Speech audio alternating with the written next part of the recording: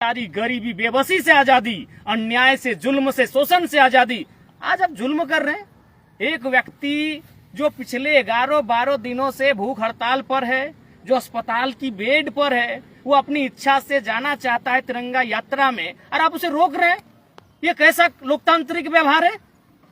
ये कैसा आजादी का सलूक आप उनके साथ कर रहे हैं भाई?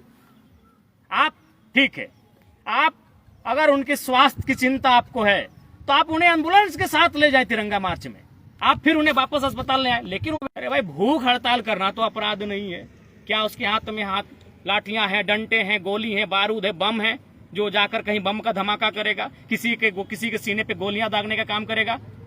वो एक भूख हड़ताल पर बैठा नौजवान है, जिसने भूख हड़ताल के माध्यम से इस राज्य के नौजवानों के लिए उस क्रांति जो हो रही, उस क्रांति में अपनी सहयोग देने का काम किया है। और जिस प्रकार से रांची पुलिस उनको हॉस्पिटल से बाहर आने नहीं दे रही है, मैं माननीय मुख्यमंत्री महोदय से स्पष्ट कहूंगा, ये कैसा स्वतंत्रता दिवस है आज?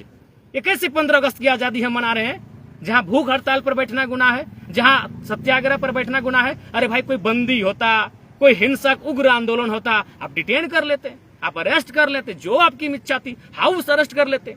लेकिन एक भूख हड़ताल पर, जो 12-13 दिनों से भूख हड़ताल पर बैठा शख्स है, उसको आप जबरदस्ती हॉस्पिटल में, जिस प्रकार की वीडियो फुटेज सामने आ रहे हैं, हॉस्पिटल में बंद कर रहे हैं, उसे घेर कर रख रहे हैं, ये कतई उचित नहीं है। ये ना लोकतांत्रिक मूल्य है, ना ये हमारी स्वतंत्रता का अनुभव है।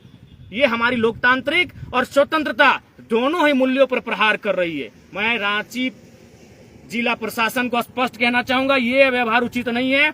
आपका ये व्यवहार इस आंदोलन को उग्र बनाएगा। और फिलहाल देवेंद्र नाथ महतो जी के साथ पूरा झारखंड खड़ा है, जयराम कुमार महतो खड़ा है।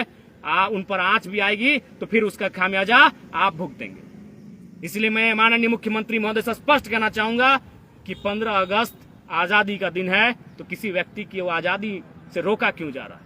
क्या वो अपराधी है? अरे अगर जेल में बंद कोई अपराधी भी होगा तो उसे 15 अगस्त के कार्यक्रम में सम्मिलित होने का अधिकार है। जब वो कह रहा है कि हम मानसिक रूप से, शारीरिक रूप से हमारा दिल इजाजत दे रहा है कि हम उस कार्यक्रम में जा सकते हैं, तो भूख हड़ताल के व्यक्ति को रोकने की आवश्यकता क्या? इतनी तो कमजोर, इतनी तो डरपोक सरकार नहीं होनी चाहिए, इतना तो डरपोक और कमजोर जिला प्रशासन को नहीं होना चाहिए।